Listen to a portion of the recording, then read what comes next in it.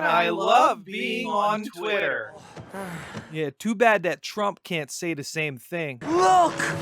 I'm gonna come. Nobody could have survived that. Destroy the child. Come on over here. Come on over here. No, you flipped me off. Come on, coward. No. You're a fake and a fraud. What is my problem? What's going on, everyone? Jeremy here from The Quartering, and we got a little additional context on exactly who might be coming back to the platform after Elon talked earlier today, saying essentially that if he completes his purchase on Twitter, that he is going to unban Donald Trump. And at the time, I talked a little bit about, hey, what does this mean for all the other banned accounts? Alex Jones, Nero, Gavin, things of that nature. Are they all coming back? And I think when we look at his explanation, which we're going to go through in a second, I actually think that they probably will. I think that all of these people are going to be back, and Twitter's going to be absolutely hilarious again. Make Twitter great again, apparently. And by the way, it's 2022. If you don't have VPN yet, the one I use is private internet access. They're giving my viewers 82% off. Outside of the unbreakable VPN security they offer, make sure that you could also access region lock content, meaning there's so much content available on like Hulu or Netflix and these things that you probably are already paying for that just isn't available here in the country, in the United States, or where you live. And using a VPN unlocks all of that. And with 82% off, there's strict no logs policy, 24/7 customer support. I strongly recommend picking up private internet access. Get it on your computer, your laptop, your tablet, your phone, all from one account, and start unlocking the actual internet that's currently being region locked from you.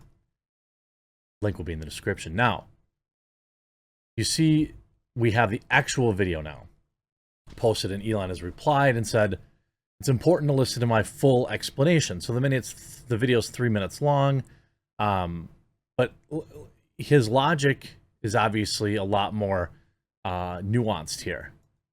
Are you planning to let Donald Trump back on? You can hear people laughing in the background. Well, I think there's a general question of should Twitter have permanent bans? And I've talked with Jack Dorsey. And this is like the CEO level of thought, right? Like people are obsessed with are you going to unban this person or that person or this person? He smartly says like, hey, it's actually about whether or not we're going to permanently ban people or not. About this, and he and I are of the same mind, which is that permanent bans should be extremely rare and really reserved for people where they're trying to, for accounts that are bots or spam scam accounts. Elon really, really hates bot accounts. Underneath his name, there's often hundreds of people that like impersonate him. Sometimes they even have check marks too. And they're all pushing like some weird crypto scam or something like that. So, and I think he's 100% right. I think he probably overvalues the spam bot thing, maybe from his own personal experience. But if you get rid of those, then you do in fact create a better experience. Where there's just no legitimacy to the account at all. I do think that it was not correct to ban Donald Trump. I think that was a mistake because it alienated a large part of the country and did not ultimately result in Donald Trump not having a voice. He is now going to be on Truth Social, as will a large part of the right in the United States, and so I think this could end up being frankly worse. And again, he is 100% correct in identifying that it is in fact worse. What he's talking about here is essentially the echo chamber and the saying of like sunlight is the best disinfectant. We talk about this all the time on the channel when I'm talking about bans and suspensions for people. Banning somebody does not stop their idea from spreading. It just removes your own feelings of personal responsibility for it. When YouTube bans somebody like Alex, they don't actually believe that it makes the message stop. There are idiots that believe that. Like, you know, your average Twitter user believes that banning somebody from Twitter suddenly makes their ideas go away. But that isn't the case. And I've talked about, you know, the sunlight is the best disinfectant. That he's correct in that the overall health of discourse is not better when the conversation is divided or when it's segregated, essentially. And he's saying like, hey, the right is going to migrate to Truth Social, and he's not wrong in that if they ever get their stuff together. And that's not good in terms of like the overall health of free speech and debating ideas.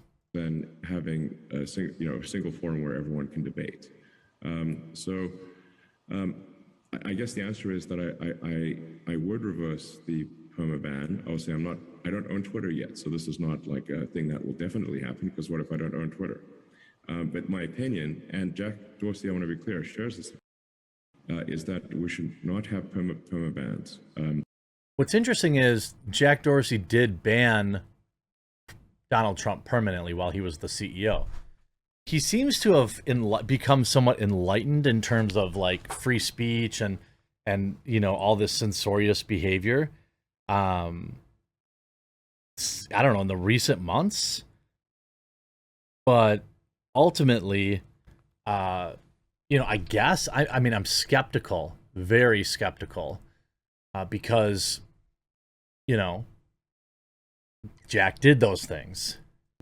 Now that doesn't mean that somebody gets to say whatever By the way, wouldn't it be funny if he installed Jack as the CEO again? Anyway, they wanted to say. If they say something that is illegal or otherwise, just destructive to the world, then that there should be perhaps a timeout, a temporary suspension, or that particular tweet should be made invisible or have very limited traction. so he's saying, and some people accurately pointed out, while he's still kind of talking about shadow banning here. I think if I think we can be charitable with Elon and agree that what he's really saying here is like, if you send out a tweet that is literally against the law, then that tweet can be asked to be removed. And then the kind of the free speech absolutists will read about that, but like, that's just the fact. That's, you know, Twitter doesn't own Google and iTunes, and so they still have to be beholden to those particular platforms' requirements. But I think perma bans just fundamentally undermine trust in Twitter as a town square where everyone can voice their opinion. So again, I think it's totally reasonable to infer that, you know, people with banned accounts out there, they should be able to return to Twitter. That's what I think. You know, I think that's what he's saying. I suppose that one exception might be if people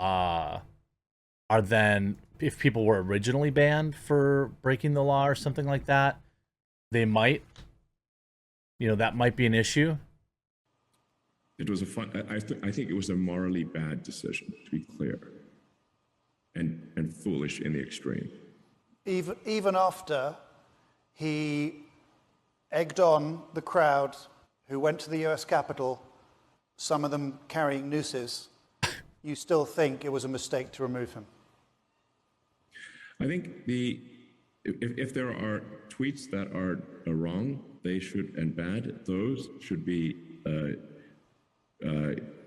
either deleted or made invisible, and a suspension, a temporary suspension is appropriate, but not a permanent ban. clearly this reporter too still, thinking about the worst day in human history being that day. And I'm not necessarily convinced that he incited anybody to do anything, because to me, you are, your own keeper. Personal responsibility is a thing. And I don't care what the guy tweets. If you go and do something stupid, that's on you. So if the deal completes, he might potentially come back on, but with the understanding that if he does something similar again, he'll be back in the sin bin. He has publicly stated that he will not be coming back to Twitter, and that he will only be on Truth Social. And this is the point that I'm trying to make, which is perhaps not getting across, is that banning Trump from Twitter didn't end Trump's voice. It will amplify it among the right.